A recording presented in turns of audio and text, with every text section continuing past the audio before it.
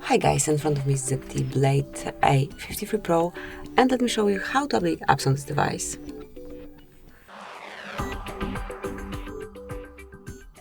First of all, open your Play Store.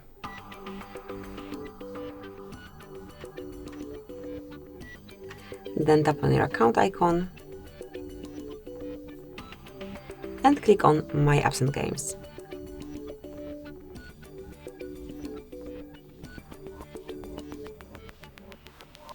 And here, let me go to updates. You can either update all apps at once by tapping on Update All, or you can update one particular application by tapping on Update right next to its icon. So that's it. That's how you can keep your apps updated. Thank you for watching.